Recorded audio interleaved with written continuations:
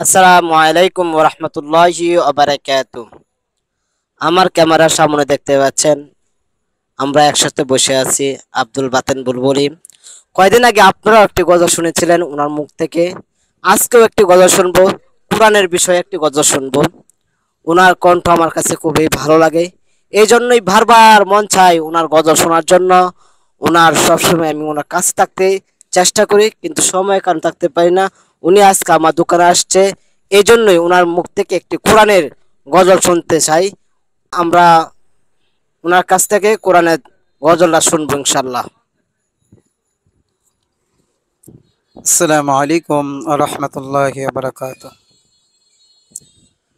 কুরআন শিখাও ছেলে মেয়েকে ও হে মুসলমান, জান কবজের সময় একদিন তোমার হইবে রে আহসান, মুসলমান হইবে রে আহসান।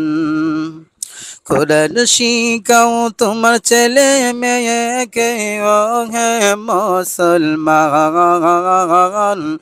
জান কবজের সময় একদিন তোমার হইবে রে আহসান, মুসলমান হইবে রে আহসান। কুরআন মাদের মাতার মুকুট, কুরআন মাদের মাতার মুকুট, কুরআন মোদের মোল। ওই কুরআন শিখিতে ভাই তোমার সন্তানকে করিও না বল, মুসলমান করিও না বল। কুরআন শিখাও তোমার ছেলে মেয়েকে ও হে মুসলমান, জান কবজের সময় একদিন তোমার হইবে রে আহসান, মুসলমান হইবে রে আহসান।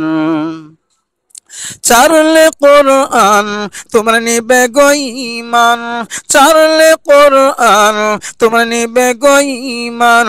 ইবলিস শয়তান তাই কোরআন শিখাও তোমার ছেলে মেয়েকে ও হে মুসলমান, জান কবজের সময় একদিন তোমার হইবে রে আহসান, মুসলমান হইবে রে আহসান। মাশাল্লাহ মাশাল্লাহ, খুব সুন্দর একটা গজল বলেছেন। আসলেই আমরা যদি সন্তান জন্ম দেই, অবশ্যই কোরআন শিক্ষা দিতে হবে। মেয়ে হোক অথবা ছেলে হোক, কোরআন শিক্ষা দিতে হবে।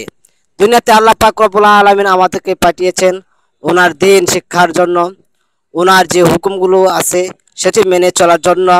আল্লাহর সামনে যেন আমরা ঈমান নিয়ে দাঁড়াতে পারি, এই কোরআন যেন আমরা শিখতে পারি, নামাজ যেন পড়তে পারি, আমার সন্তানদেরকে শেখাতে হবে। আপনাদের কাছে যদি এই গজলটা ভালো লাগে, অবশ্যই সকলে শেয়ার করে দিবেন, সকলকে জানিয়ে দিবেন, নিজের সন্তানদেরকে কোরআন শিক্ষা দিতে হবে।